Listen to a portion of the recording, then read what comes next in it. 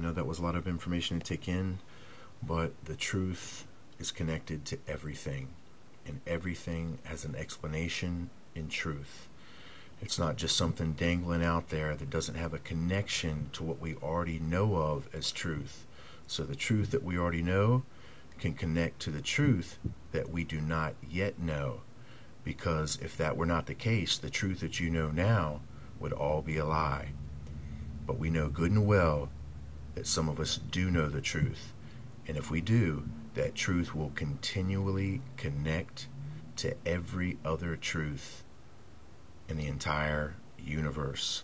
And it will never be it ends with each other. It will always connect.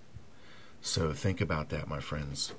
So what I want you to see here is that we've got the physical once again, and I want you to see where they're climbing up to heaven. Now remember in Jeremiah where we were talking about in verse 25, I beheld and lo, there was no man, and all the birds of heaven were fled. So if they are leaving this location via the birds of heaven, well, they are also climbing up to heaven with the same vehicles. It's the same thing. So we're seeing how they're getting there, how it's recorded, how they're getting there, and then Jeremiah shows us how they're leaving. Now, as I told you, the reason why they're leaving is because of the dwarf star system, the very same system that they are trying to use for all of this global cataclysm that's happening right now.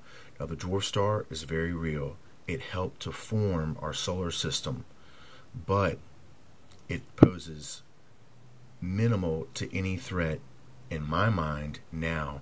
Our solar system has long since stabilized itself. The last proven record of anything close to a pole shift on this planet was 14,000 years ago in the geological record. Now, if this thing comes around every 3,600 and some years, we would see records for pole shift as early as 3,600 years ago because it's on us. We don't. For 14,000 years. So they are using this dwarf star Nibiru scenario to make you think that these beings are coming from there, when in fact these beings in the past have suffered the very same calamity by this dwarf star and their civilization by what they're trying to make you think we're going to suffer now. And they're intimate with that process, and they know about it. It says that they were here from the beginning of this earth in its formation, and this is some of the hints and some of the clues about it. So think about this. So I want to show you here now. We're going to have a little bit more of a description of them being taken out of the heavens, and you can relate that directly to Jeremiah. This is going to be Obadiah chapter 1 verses 3 and 4.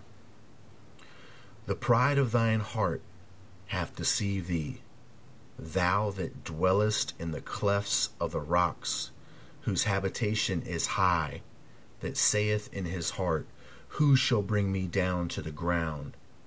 Though thou exalt thyself as the eagle, and though thou set thy nest among the stars, thence will I bring thee down, saith the Lord. Now you can see it's the same language, thence will I bring thee down, that we had in Amos, and you can see that it's just an extension of that judgment of where that nest was in the stars. Now in this location that we're talking about is none other than Mars. So you see Jeremiah is recording just a further description of what has happened at that location.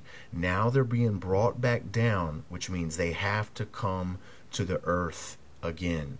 Now I told you the original reason why they were on Mars in the first place. Now in my mind, due to my own personal research, is because the earth was covered by ice.